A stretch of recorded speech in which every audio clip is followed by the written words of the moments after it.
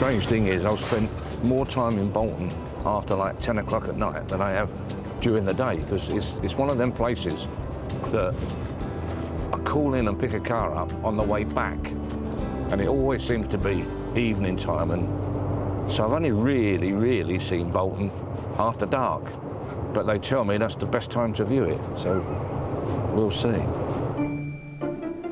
While Derek works on his application to join the Bolton Tourist Board, former bus driver Paul Hoskins is waiting with a pair of Triumphs, a two-tone Herald and a sporty Vitesse.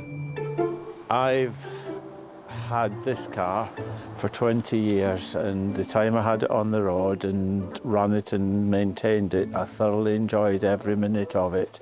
Unfortunately, now the amount of work that's required on the Vitesse is beyond what I am physically capable of doing, and the Herald was purchased as a stopgap. But it's time now to have a complete change. Our family had Standards and Triumphs for as long as I can remember. This is a 1963 Triumph Herald, which has a 1200 engine in it. We had one of the first Heralds off the production line in 1959. It was Litchfield green all over. Oh, it was horrible, because a Herald is crying out for the two-tone. It was a lovely car, but it would have been nicer if it was green and white. They might seem similar, but of the two, it's the Vitesse that's the nippy thoroughbred. I'd always fancied one simply through a comment that my dad made in 1962. He was reading this Sunday paper and he saw the advert for the brand new Vitesse, which was a Herald with a 1600 six-cylinder engine in it. And he looked at the advert, he took his glasses off, he looked at the advert, he put his glasses on again and looked at me and he says, "Good God, you wouldn't drive that, you'd point it."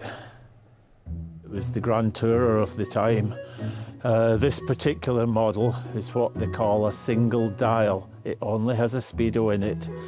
And the salespeople at Triumph were having difficulty selling them because the opposition had far more instrumentation.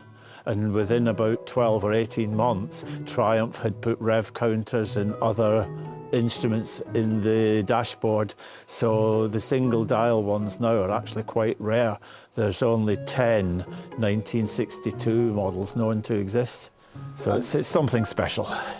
It's time to have a change, I'm afraid. I can no longer stand the cold. A little bit of model railway. I've always been interested in railways, which I can work on in the house, in the warm, with a wee glass of scotch at the side of me.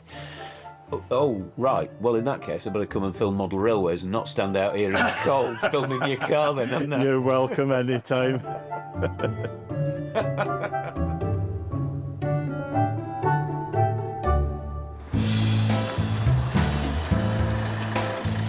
Hello. Pleased to meet you, Derek. You all right? Nice to meet you, Paul. Right, you're going. Derek's landed in Bolton to collect Paul Hoskins' two Triumphs. It's a posh spot, John, isn't it? Hey, Bolton's gone up, in my opinion. The Heralds are running, unlike the Vitesse, which hasn't moved in 15 years and needs some TLC. There's a starting procedure with this.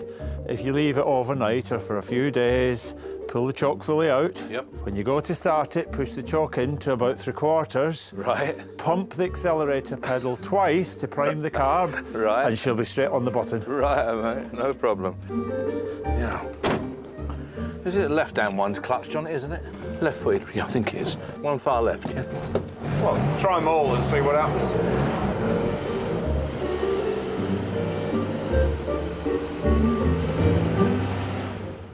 Oh, power steering ain't working. I'm going to get that on here, push that one out, loader on, tea, cake, all the rest of it, and away. This is a sad moment, this. Very sad moment. Stuck? I think so. It's there. Right. What's the plan here then, Derek? Just pull it. Right.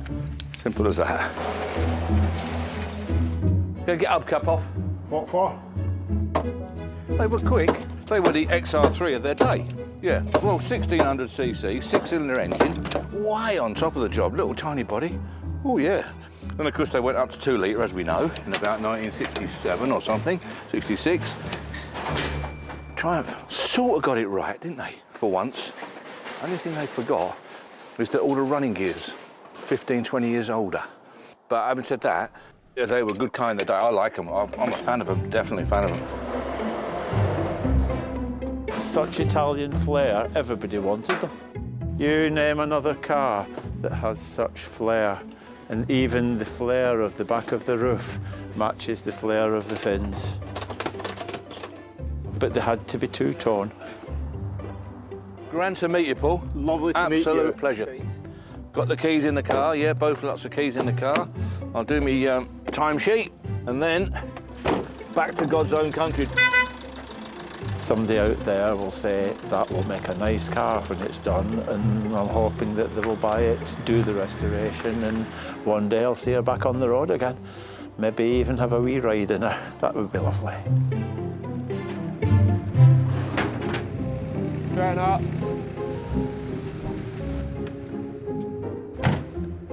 I'm going to ask him how long that's been parked up for. It's not going to be every man and his dog wanting it, but I'm sure that there'll be 2 or 3 or 4 people that will want to buy this one or that one or whatever. The marketing really should be all right for them, as long as we do our job right. Me, Vitesse every time, 6-cylinder. I love that 6-cylinder. The little Forza, great little car, don't get me wrong. Little 1200, lovely little thing, little sweetie, I bet. You want a 6-potter, don't you, really? There's no substitute to pistons, is there? The more the merrier.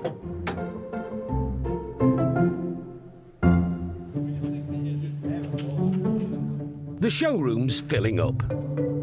I don't mind them, I think they're a good little car. Amongst the lots, 2 Triumphs, a non-starting 6-cylinder Vitesse that needs a bit of love. It's all about that badge, isn't it? But not at big money. Because of the work required on the car, I would say it's probably going to hit around the £3,000 mark. And a 2-tone Herald that's ready to rock. In the world of Heralds, it's not a bad Herald at all. That door fit for a Herald is good. You can normally get into a Herald through the gap. Whereas these are an absolute mechanic's dream because you've got full access to everything. And not only have you got full access to everything, they've even thought about giving you a seat to do it. I mean, what other car gives you a seat to sit on and somewhere to put your cup of tea, there, or you just got a tray there. Yeah, so you can have tea, sandwich, biscuits. Yeah, lovely, isn't it? Everything is simple. If you can't work on one of these Triumph Heralds, then basically you can't work on anything mechanical, not in our industry. No way. You know, if this beats you, then life's beat you, really, to be honest with you. Yeah. No, so for that reason alone, they've got to be on your list, haven't they? Little Herald like that, £4,500. Which is a lot of little car, isn't it, for that? You know, in our world, that's not a lot of money.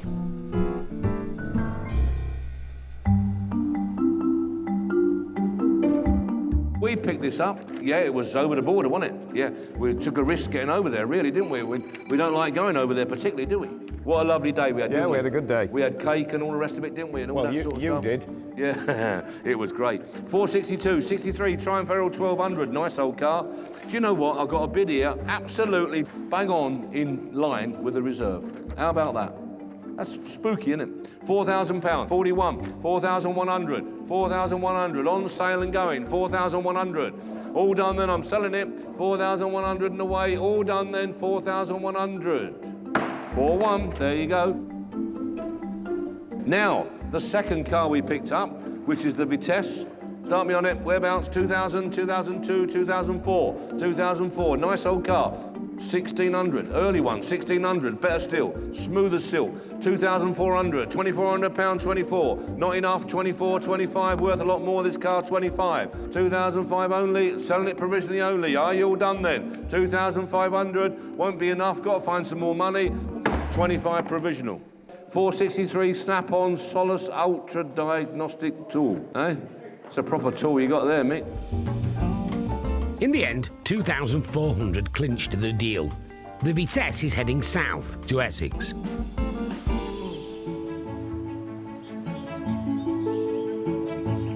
I've got a nice Jaguar I enjoy driving. Over on the Essex coast, Tony Blunden has been patiently building up a tidy collection of motors that he's been restoring bit by bit. I got the Jag from Mathewson not so long ago, but I've done a lot on it. There was quite a bit of chrome work missing off of it and bits and pieces missing off it, which I've located and done. I just keep myself busy and doing bits and pieces on them all. The 1962 Mark II is definitely a head-turner, and so is this one. A 1958 Hillman Minx convertible. I bought it from Derek about 4 or 5 years ago, I think. You got pictures of it then, and it's a little bit different now. Very, very attractive old thing. Got the makings of a lovely car. You look at that, the way the seat goes, to gain access to the back. It's lovely, isn't it? The last time we saw the Minx in Whitby, well, it was a shell of its current self. The engine didn't run, the gearbox wasn't connected. 90% of the interior was missing off it, no bumpers, no lights, no nothing. It's taken me a good 4 years to get to this stage, but I was waiting for bits and pieces to come, like the door panels and all that. I wanted to get the original stuff for it. All the inner seals, outer seals, absolutely pristine. You just can't find them like this. Which brings us nicely onto Tony's latest acquisition, a 1962 Triumph Vitesse that used to belong to a bus driver from Bolton. I only finished it under 2 days ago, and I'm going to take it out for a ride in a bit, and hopefully, if it drives as nice as I think it's going to, then I'll spend some time on the bodywork and get the paintwork done and sort it out.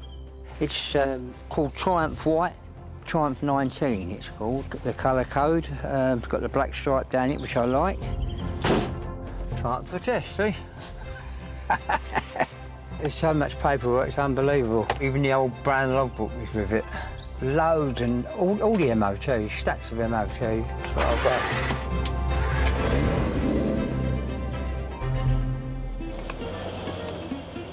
The engine's sound. It's got the oomph in it, hasn't it? 6-cylinder in a small car. It's, you know, it's like a sports car, really. They do handle well, very well. It's a noty thing on the Triumph Herald, turn on a sixpence, which you can do. There's no luxuries in them at all, is there, in the old cars? But think yourself lucky if your windscreen wipers work. I'm happy with the car. I'll keep it and same as I do with all the others. I can't drive them all, can I? But I've got to carry on doing work. Keep yourself busy. That's it. Oh. Up we go. Sound as a pound, yeah? Absolutely, sound as a pound. All over. The Vitesse just needs a paint job, with all the work being carefully chronicled by Tony's granddaughter, Renee. She's always drawing. She comes to a classic car show with me, she draws all the classic cars, and she sit out while I'm working out in the garage here, she sit and draw me, because they've got lines, the new cars, they've not really got lines in them, have they? Although she didn't like, you know, not too keen on the spoke wheels, are you? In the meantime, it's back to the drawing board for Tony as he searches out his next project. And did we mention that he likes a sing-song?